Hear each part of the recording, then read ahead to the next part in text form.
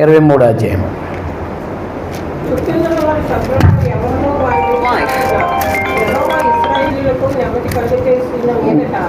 అనేక దినములైన తర్వాత యెహోషువ ఒక సంవత్సరములలో వృద్ధుడాయెను. అప్పుడు అతడు ఇశ్రాయేలీయులను అందరినీ వారి పెద్దలను వారి నాయకులు పిలిపించి వారితో ఎట్లా నేను అంటే ఇప్పుడు సమాధానం పడిపోయారు కదా, అంటే మొత్తం యుద్ధంలో జయించేశారు కదా. జయించిన తర్వాత మీకు అర్థమైందా, జయించిన తర్వాత వాళ్ళు ఏం చేశారంటే నాయకుడు కదా మరి ఆయన పిలిచి వాళ్ళకి పెద్దలను వారిని సంఖ్యల్ని వారిని ఆయుధపతులను వారి నాయకులు పిలిపించి వారితో ఎట్లా అన్నాడు, నేను బహు సంవత్సరాలు గడిచిన ముసలివాడును. సమస్త జనములకు చేసినదంతయు మీరు చూచితిరి. మీ నిమిత్తము యుద్ధము చేసిన వాడు మీ దేవుడని యెహోవాయే. చూడుడి మొదలుకొని పడగొట్టిన మహాసముద్రం వరకు నేను నిర్మూలన చేసిన సమస్త జనముల దేశమును మీ గోత్రముల స్వార్థి మధ్య మిగిలి ఉన్న ఈ జనముల దేశమును మీకు వంతు చెట్ల వల్ల పంచిపెట్టేది. దేవుడైన యెహోవాయే వారిని మీ ఎదుట నిలువకుండా వెళ్ళగొట్టిన తర్వాత మీ దేవుడైన యెహోవా మీతో సెలవించినట్లు మీరు వారి దేశంలో స్వాధీనపరచుకోండి. కాబట్టి మీరు మోషే ధర్మశాస్త్ర గ్రంథంలో రాయబడిన దాంతటిని గైకొని అనుసరించుటకు మనస్సు దృఢం చేసుకుని ఎడమకు కానీ కుడికి కానీ దాని నుండి తొలగిపోతారు. యెహోషువ చివరి దినాలు కాబట్టి వాళ్ళ నాయకులు పిలిపించి దొరపరుస్తున్నాడు అనమాట, ధైర్యపరుస్తున్నాడు అనమాట. మీ యొద్ద మిగిలిన ఈ జనులు సహవాసం చేయక వారి దేవతల పేడలను ఎత్తక వాటి తోడని ప్రమాణం చేయక వాటిని పూజింపక వాటికి నమస్కరింపక మీరు నేటి వరకు చేసినట్లు మీ దేవుడిని యెహోవాను హత్తుకొని ఉండవలను. యెహోవా బలము గల గొప్ప జనములను మీ ఎదుట నుండి కొట్టివేసి వెళ్ళాడు. అది అంటే చాలా చాలా చాలా బలమైన జనాన్ని మీ ఎదుటి నుండి కొట్టేశాడు. మీ ఎదుట నేటి వరకు ఏ మనుషుడు నిలిచి ఉండలేదు. మీ దేవుడైన యెహోవా మీకు ఇచ్చిన మాట చెప్పున తానే మీ కొరకు యుద్ధం చేయవాడు కనుక మీలో ఒకడు 1000 మందిని తన్ను. కాబట్టి మీరు బహు జాగ్రత్త పడి మీ దేవుడైన యెహోవాను ప్రేమింపవలెను. అయితే మీరు వెనుకకు తొలగి మీ యొద్ద మిగిలి ఉన్న ఈ జనములను హత్తుకొని వారితో 1000 మంది వారితో మీతో వారిని సాంగత్యం చేసిన ఎడల మీ దేవుడైన యెహోవా మీ ఎదుటి నుండి ఈ జనములను కొట్టివేయటం మానుడు. మీ దేవుడైన యెహోవా మీకు ఇచ్చిన ఈ మంచి దేశంలో ఉండకుండా మీరు నశించే వరకు గురిగాను గోనుగాను మీ రెక్కల మీద కొరడాలుగాను మీ కన్నులలో ముళ్ళుగాను ఉంటుంది. ఇదిగో నేడు నేను సర్వలోకల మార్గంలో వెళుతున్నాను. మీ దేవుడైన యెహోవా మీ విషయమే సెలవిచ్చిన మంచి మాటలన్నింటిలో ఒక్కటి అయినలో తప్పి ఉండలేదని మీరు అనుభవపూర్వకంగా ఎదుగుతారు. అది 14 వచనం అండర్లైన్ చేసుకోండి. చూసారా, దేవుడు చేసిన వాగ్దానాల్లో ఏది కూడా తప్పుకొనలేదు.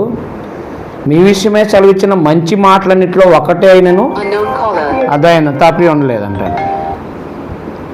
మీరు అనుభవపూర్వకంగా ఎరుగుదురు అని అన్నీ మీకు కలిగాను, వాటిలో ఒకటైనను తప్పి ఉండలేదు. అయితే మీ దేవుడైన యెహోవా మీతో చెప్పిన మేలంతయు మీకు కలిగిన ప్రకారము మీ దేవుడైన యెహోవా మీకు ఇచ్చిన ఈ మంచి దేశంలో ఉండకుండా ఆయన మిమ్మల్ని నశింపచేయ వరకు యెహోవా మీ మీదికి కీడంతయు రాజేయి. మీరు మీ దేవుడైన యెహోవా మీకు నియమించిన ఆయన నిబంధనలను మీరి ఇతర దేవతలను పూజించి వాటికి నమస్కరించిన ఎడల యెహోవా కోపము మీ మీద ఉండక ఆయన మీకు ఇచ్చిన ఈ మంచి దేశంలో ఉండకుండా మీరు శీఘ్రంగా దర్శించుకోకూడదు. అది నాయకులకు చెప్పాడండి. ఏమని నాయకులకు చెప్పాడు, ఏమని చెప్పాడు, మీరు కనుక ఇతర దేవతల తట్టు వెళ్ళారంటే కనుక మీరేమవుతారు, నాశించిపోతారు. అందుకని మీ విషయాల్లో దేవుడు చేసిన మంచి మాటలో ఏది తప్పిపోలేదు ఆయన అని మీరు అనుభవపూర్వకంగా ఎరిగి ఉన్నారన్నాడు అనమాట. అలా అక్కడికి ఫోన్ వెళ్ళారా, అక్కడికి ఒరిజినల్ ఆధార్ కార్డులో వెళ్ళాలి. లేఖర్ గారికి ఒకసారి ఫోన్ చేయండి.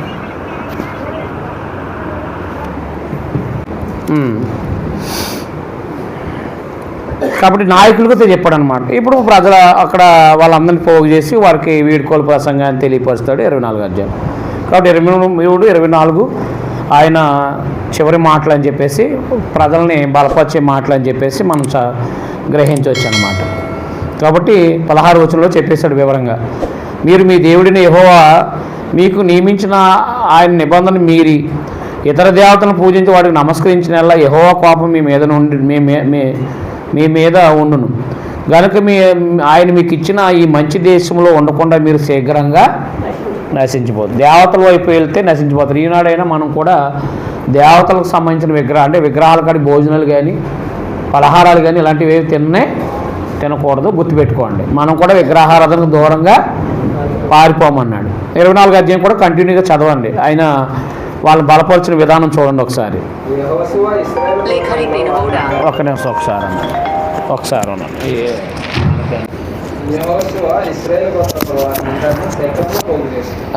వారి పెద్దలను, వారి ప్రధానులను, వారి న్యాయాధిపతులను, వారి నాయకులను పిలిపింపగా వారు వచ్చి దేవుని సన్నిధిని నిలిచారు. యెహోషువ జనులందరితో ఇట్లానే, ఇశ్రాయేలు దేవుడైన యెహోవా చెప్పినదేమనగా, ఆది కాలం నుండి మీ పితరులు అనగా అబ్రాహామునకును నాహోరుకును తండ్రి అయిన తెరాహు కుటుంబీకులు నది యూఫ్రటీస్ అందరినీ నివసించి ఇతర దేవతలను పూజించారు. ఎక్కడి నుంచి మొదలెట్టాడు చెప్పండి ఆయన? స్టెఫన్ గారి లాగా అబ్రహాం. ఎందుకని? వాగ్దానం చేసింది ఎవరికి? అబ్రహాంకే. అర్థమైందా? రైట్. అయితే ఆయన కూడా విగ్రహాలని, అంటే అబ్రహాం కూడా విగ్రహాలను ఆరాధించిన వాడే. అయితే నది అద్దరి నుండి 3వ వచనం, నుండి మీ పితరుడైన అబ్రాహామును తోడుకొని వచ్చి దేశం అందరి సంచరింపజేసి అతని సంతానమును విస్తరింపజేసి అతనికి ఇస్సాకునిచ్చితిని.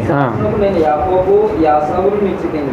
సెయిర్ మన్యములు స్వాధీనపరచుకున్నట్లు వాటిని ఏసావుకి ఇచ్చితిని.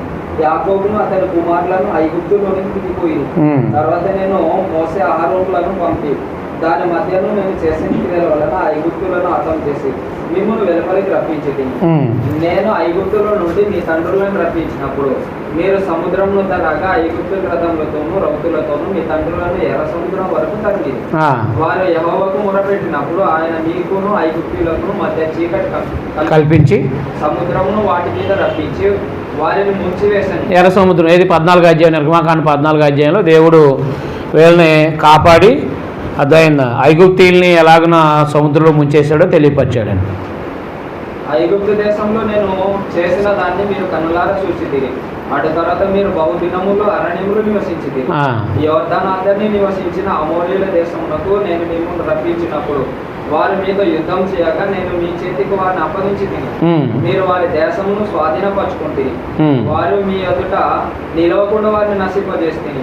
తర్వాత మోయాబు రాజును సిపోరు కుమారుడైన బాలాకు లేచి ఇశ్రాయేలుతో యుద్ధం చేసి మిమ్మల్ని శపించుటకు బేయ కుమారుడైన బిలామును పిలవనంపగా నేను బిలాము మన విననొల్లకనైతిని కనుక అతడు మిమ్మల్ని దీవించుతూనే వచ్చాను. అది బిలాము చెప్పించమని చెప్పినా దీవిస్తూనే వచ్చాడు. అతని చేతి నుండి నేను మిమ్మల్ని విడిపించింది.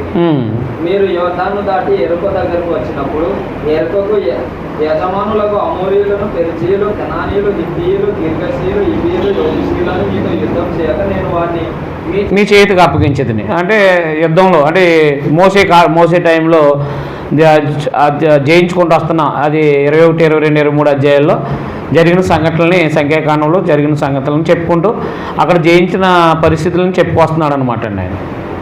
మరి నేను మీకు ముందర కందిరీగలను పంపిణీ నీ ఖడ్గమును కాదు నీ విల్లు కాదు కానీ అవే అమోరీయుల రాజుల్లో ఇద్దరిని తోలివేశాను. దేవుడే కదా మరి యుద్ధానికి చేసింది. మీరు సేద్యం చేయని దేశమును మీరు కట్టని పట్టణంలో మీకు ఇచ్చి ఉన్నాను. కానాన్ దేశం ఇప్పుడు ఇచ్చింది ఏది? వాళ్ళ కట్నాలు, వాళ్ళ పట్టణాలు కట్టలేదు, వాళ్ళ పొలాలు నాటలేదు. మీరు వాటిలో నివసించుచున్నారు. మీరు నాటని ద్రాక్ష తోటల పండ్లను, ఒలివ తోటల పండ్లను తినుచున్నారు. కాబట్టి మీరు యెహోవా యందు భయభక్తులు గలవారే ఆయనను నిష్కపటంగాను సత్యంగాను సేవించచ్చు. మీ పితరులు నది అందరిని ఐగుప్తులోను సేవించిన దేవతలను తొలగద్రోసి యెహోవాను సేవించుడి. అండర్లైన్ చేయండి. యెహోవాను సేవించడం మీ దృష్టికి కీడని తోచిన గల మీరు ఎవరిని సేవించెదరో నది అందరినీ మీ పితరులు సేవించిన దేవతలను సేవించెదరో అమూల్యుల దేశంలో మీరు నివసించుతున్నారే వారి దేవతలను సేవించెదరో నేడు మీరు కోరుకున్నది. మీరు ఎవరిని సేవింప కోరుకుని నేను నా ఇంటి వారు యెహోవాను సేవించదము నేను. అది కాబట్టి ఆయన డిక్లేర్ చేసేసాడు, మీరు ఎవరిని కోరుకుంటారో కోరుకోండి, నేను నా ఇంటి వారు యెహోవానే సేవించేదం అన్నమాట. అది ఒక చూడండి, అంతమంది జనాభాలో ఆ మాట చెప్పడం అనేది ఒక అద్భుతమైన విషయం అన్నమాట. ఎందుకంటే ఆయన అద్భుత కార్యాలన్నీ చూసుకుంటూ వచ్చాడు. అలాగే దేవుడు ప్రమాణం చేసిన దేశాన్ని స్వాధీనపరచుకోవడం చూశాడు. ఈ అనుభవపూర్వకంగా ఎరిగినవాడు కాబట్టి ఒక అనుభవపూర్వకమైన సందేశాన్ని వాళ్ళకి చెప్తూ, మీరు ఎవరిని సేవిస్తారో మీ ఇష్టం, కానీ నేనైతే నా ఇంటి వారు యెహోవానే సేవించదమని చెప్పేసి తెలియపరిచాడనమాట. ఈ మాట చాలా ప్రాముఖ్యమైన మాట ఇది. అందుకు ప్రజలు యెహోవాను విసర్జించి ఇతర దేవతలను సేవించినట్ల మేము శాపగ్రస్తులను గాక. ఐగుప్తు దేశమును దాసుల గృహంలో నుండి మనలను మన తండ్రులను రప్పించి మన కనుల ఎదుట ఆ గొప్ప సూచక్రియలను చేసి మనం నడిచిన మార్గములన్నింటిలోనూ మనం వెళ్ళిన ప్రజల మధ్యను మనలను కాపాడిన యెహోవా మన దేవుడు.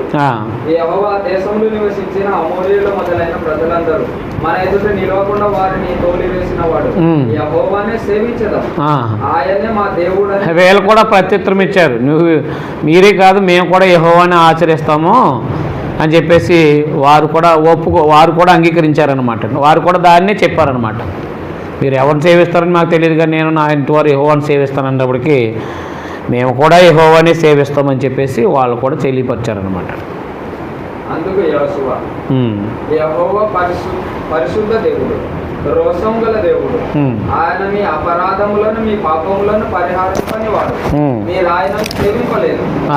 మీరు యెహోవాను విసర్జించి అన్య దేవతలను సేవించిన యెడల ఆయన మీకు మేలు చేయవాడైనను మనసు తెలుపుకొనక మీకు కీడు చేసి మిమ్మును కీడింపజేయననగా. అది మేలు చేసేవాడే దేవుడు, కానీ ఒకవేళ వాళ్ళ ఇతర దేవతల వైపు వెళ్ళిపోయారనుకోండి, ఆ మేలుని కీడుగా మార్చేస్తాడంటే. అట్లు కాదు, మేము యెహోవాను సేవించదామని యెహోషువతో చెప్పేది. అప్పుడు యెహోషువ మీరు యెహోవాను సేవించదామని ఆయనను కోరుకున్నందున మిమ్మును గురించి మీరు సాక్షులై ఉన్నారనగా వారు మేము సాక్షులమే అని చెప్పారు. అందుకతడు అలాగైతే మీ మధ్యనున్న అన్య దేవతలను తొలగద్రోసి ఇశ్రాయేలు దేవుడైన యెహోవా తట్టు మీ హృదయములను తిరుపుకున్నాడని చెప్పాను. అందుకు జనులు మన దేవుడైన యెహోవాని సేవించదాము, ఆయన మాట విందామని యెహోషువతో చెప్పింది. అది వాళ్ళు కూడా మేము దేవుణ్ణి సేవిస్తాము, యెహోవాని సేవిస్తాము, యెహోవా మాటే వింటామని చెప్పేసి వాళ్ళు కూడా తెలియపరిచారనమాట. అట్లు యెహోషువ దినమున ప్రజలతో నిబంధన చేసి వారికి శక్యంలో కట్టడను విధిని నియమించి దేవుని ధర్మశాస్త్ర గ్రంథములో ఆ వాక్యములను రాయించి పెద్ద రాతిని తెప్పించి యెహోవా పరిశుద్ధ స్థలములోనున్న సింధూర వృక్షం క్రింద దాన్ని నిలబెట్టి జనులందరితో ఇట్లా నేను ఆలోచించుడి, యెహోవా మనతో చెప్పిన మాటలన్నీ ఈ రాత్రికి వినబడేను గనుక అది మన మీద సాక్షిగా ఉండును. మీరు మీ దేవుణ్ణి విసర్జించిన ఎడల అది మీ మీద సాక్షిగా ఉంటుంది.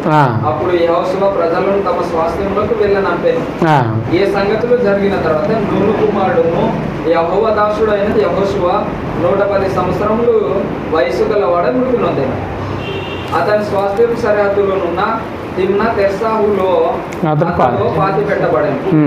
అది ఎఫ్రాయిముల మన్యంలోను గాయోస్ కొండకు ఉత్తర దిక్కున ఉన్నది. యెహోషువ దినములన్నిటినీ యెహోషువ తర్వాత ఇంకా బ్రతికి యెహోవా ఇశ్రాయేలు కొరకు చేసిన క్రియలన్నిటినీ ఎరిగిన పెద్దలు దినములన్నిటను ఇశ్రాయేలు యెహోవాను సేవిస్తూ వచ్చారు. ఇశ్రాయేలు ఐగుప్తు నుండి తెచ్చిన యోసేపు ఎముకలను శకెములు అనగా యాకోబు 100 వరహాల శకెముల తండ్రి అయిన హమోరు కుమారుల యొద్ద కొనిన చేని భాగంలోను వారిని పాతిపెట్టేది. యోసేపు పుత్రులను ఒక స్వాస్థ్యంలో ఉండదు. మరియు అహరోను కుమారుడైన ఎలియాజరు మృతి నొందినప్పుడు ఎఫ్రాయిముల మన్య ప్రదేశంలో అతని కుమారుడైన ఫినెహాసునకు ఇయ్యబడిన ఫినెహాసుగిరిలో జనులు అతన్ని పాతిపెట్టిరి. కాబట్టి 23-24 అధ్యాయంలో యెహోషువ చివరి ప్రసంగం ఇది అంటే ఇశ్రాయేలీని యెహోవాను అనుసరించుటకు ప్రోత్సహించడం అని రాసుకోండి. చివరి ప్రసంగము యెహోషువ చివరి ప్రసంగం జనుల్ని ప్రోత్సహించారనమాట అండి. ఏమనంటే దేవుడు ప్రమాణం చేసిన దేశాన్ని మనకి ఇచ్చాడు. అది మనము క్రియల రూపంగా అంటే అది మనము అనుభవపూర్వకంగా ఎరిగాం. కాబట్టి అబ్రహాంతో దేవుడు చేసిన ప్రమాణము మనకు నెరవేర్చాడు. కాబట్టి ఆ ప్రమాణానికి మనం అనుకూలంగా దేవుణ్ణే సేవించాలి.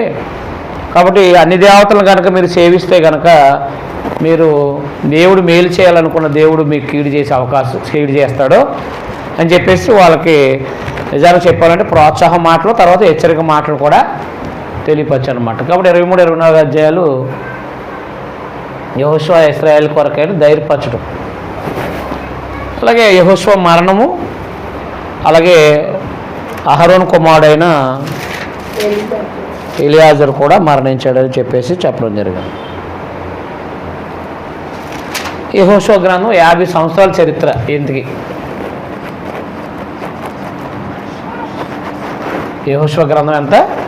50 సంవత్సరాల చరిత్ర. చూడండి, మనము ఒక రోజులో చదివేశాం. ఎన్ని సంవత్సరాల చరిత్ర?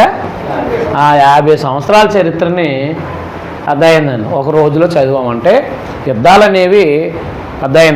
అనేవి ఏం చేయదండి, వెంటనే కాదు. అర్థమైంది. జరిగిన తర్వాత మరి కొన్నాళ్ళకి ఇలా సంవత్సరాల తరబడి యుద్ధాలు చేశారనమాట. సంవత్సరాల తరబడి యుద్ధాలు చేసి ఆ స్వాస్థ్యాలను పంచిపెట్టుకుని ఈ చివరిగా బహువృద్ధాప్యానికి వచ్చేటప్పటికి అప్పుడు వీళ్ళందరినీ పిలిచి దేవుడు చేసిన వాగ్దానం మనకు నెరవేర్చాడు, అది మనము అనుభవపూర్వకంగా ఎరిగాం కాబట్టి యెహోవానే సేవిద్దాం అని చెప్పేసి వాళ్ళు బలపరిచాడు, హెచ్చరించాడు అనమాట. ఒకవేళ మీరు ఆచరించకపోతే కనుక, మీరు ఒక విగ్రహాల వైపుకి వెళ్ళిపోతే కనుక నాశనం అయిపోతారని చెప్పేసి తెలియపరిచాడు అనమాట. కాబట్టి యెహోషువ గ్రంథం మనకి ఏం చెప్తుందా అంటే, యెహోషువ గ్రంథం అంటే మోషే తర్వాత నాయకుడు ఎవరో ఇశ్రాయేలు నడిపించిన వాడు అనమాట. దేవుడు మోషేని బలపరిచినట్టుగా యెహోషువను కూడా బలపరిచాడు.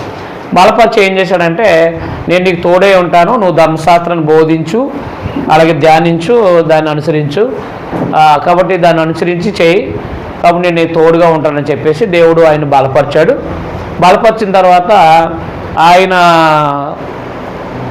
ఏగుల వారిని పంపించి కానాను దేశంలోకి ఎరికో ప్రాంతానికి పంపించాడు. 2వ అధ్యాయంలో రాహాబు వేసి దాయటం ద్వారా అక్కడ ఆమెకు మేలు జరిగింది. ఏదేమైనా కానాను దేశంలో ప్రవేశించిన తర్వాత, యోర్దాను దాటిన తర్వాత ఎరుకోని జయించారు. తర్వాత ఆయి పట్టణాన్ని జయించారు. ఆ తర్వాత ఉత్తర దక్షిణ ప్రాంతాలు అంటే చుట్టుపక్కల ప్రాంతాలని ఒక 5 రాజులను జయించారు వాళ్ళు. ఇలా మొత్తం మీద 31 రాజుల్ని వారు జయించినట్టుగా మనకి చెప్పడం జరిగింది. ఇవన్నీ కూడా సంవత్సరాల తరబడి ఒక్కో ప్రాంతాన్ని జయించుకుంటూ అర్థమైందా, అవన్నీ కానాను దేశం అంతా కూడా స్వాధీనపరచుకున్న తర్వాత అప్పుడు చీట్లు వేసి ఎవరి భాగాన్ని వాళ్ళకి పంచిపెట్టి చేశాడనమాట. చెప్పి తర్వాత దేవుడు చేసిన వాగ్దానం మనకు నెరవేర్చాడు, అందువల్ల మనం దేవుణ్ణే సేవిద్దామని చెప్పేసి చెప్పడం జరిగిందన్నమాట. కానీ అర్థమైందా?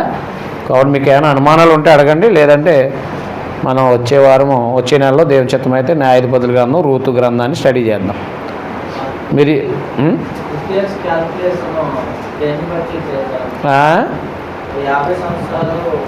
ప్రయాణం 40 యెహోషువది యవనస్తుడు, అవునా? మరణించేటప్పటికి ఎన్ని సంవత్సరాలు? 110. అర్థం లేదా? అది ఆయన అప్పటికే యవనస్తుడు. నిర్గమాకాండంలో ఉన్నప్పుడే యవనస్తుడే. ఆయన యుద్ధం చేశాడు 17వ అధ్యాయంలో. యుద్ధం చేశాడంటే ఎన్ని సంవత్సరాలు? 18 ఎన్ని సంవత్సరాలు యుద్ధం చేయాలి? 20 సంవత్సరాలు పైబడినాడు కదా. అంటే ఇప్పుడు మళ్ళా నిర్గమాకాండం 17వ అధ్యాయానికి ఎన్ని సంవత్సరాలు అనమాట? 20 ఉన్నాయన్నమాట దాటి. అర్థమైందా? ఈ 40 ఎంత? 60. 60 ఒక 50, ఇంకెంత? 110. 110 అంటే ఒక 10 సంవత్సరాలు, అంటే అందులో 50లో మనం తీసేసుకోవచ్చు. లేదంటే ఏదైనా ఇంచుమించు సుమారుగా ఒక 50 సంవత్సరాల చరిత్రను, మీకు అర్థమైందా? 50 సంవత్సరాల చరిత్రను మనం ఈజీగా మాట్లాడవచ్చు అన్నమాట, అనర్గళంగా చెప్పుకోవచ్చండి.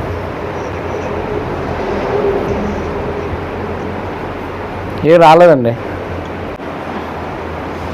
ఏమైనా అనుమానాలు ఉంటే అడగండి, లేదంటే మనం 24:12 చెప్పండి. రాలేదండి, వచ్చేదా? ఏంటండి ఇప్పుడు అడగండి. ఎన్ని అధ్యాయమా? 24:12. యోర్దాను దాటి ఎరుకో దగ్గరకు వచ్చినప్పుడు ఎరుకోకు యజమానులకు అమోరీయులు, పెరజ్జీయులు, కనానీయులు, హిత్తీయులు, గిర్గాషీయులు, హివ్వీయులు, యెబూసీయులను వారు మీతో యుద్ధం చేయగా నేను వారిని మీ ఎదురు గమనించుకుని మరియు నేను మీకు ముందుగా కందిరీగలను పంపించింది అని. అంటే కందిరీగలు అనేవి ఎందుకు? తోలేయటానికి. అంతేకాని భౌతికమైన కందిరీగలను పంపలేదు. వాళ్ళని తరమట, నేను మీకు ముందుగా నేను వాళ్ళని తరిమేశాను, వాళ్ళు తరిమానని చెప్పడానికి చెప్పాడు అనమాట. అంతేగాని కందిరీగలు కాదు. కందిరీగలు అనేవి తరుగుతాయి కదా, కందిరీగల వల్లే తామరపడ్డారని చెప్పేసి చెప్పడానికి. కాబట్టి ఇశ్రాయేలు యెహోషువ నాయకుడు తర్వాత ఓ 15 మంది న్యాయాధిపతులు పరిపాలన చేశారు. ఒక 430 సంవత్సరాలు, క్షమించి అంతే 360 సంవత్సరాలు న్యాయాధిపతులు పరిపాలించారు. ఎవరిని? ఇశ్రాయేలీలు.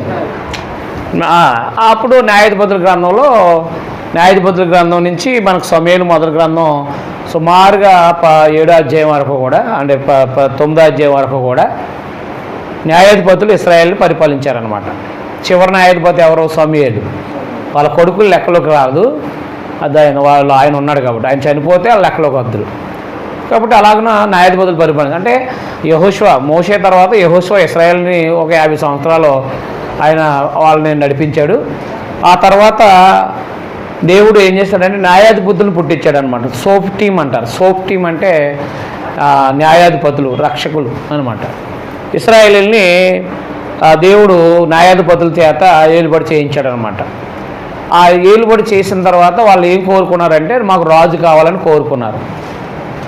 అప్పుడు దేవుడు సమూయేలు గ్రంథంలో 10వ అధ్యాయంలో సౌలు అనే ఒక ఆయన్ని రాజుగా ఏర్పాటు చేశాడు.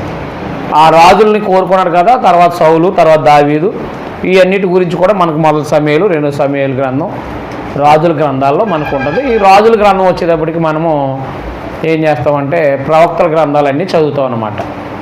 అలాగున రాజుల గ్రంథాల్లో ఏ రాజు కాలంలో ఏ ప్రవక్త పనిచేశాడో ఆ ప్రవక్త గ్రంథాన్ని చదివినప్పుడు మనకి ఆ ప్రవక్తల గ్రంథం యొక్క భావం అర్థమవుతుంది.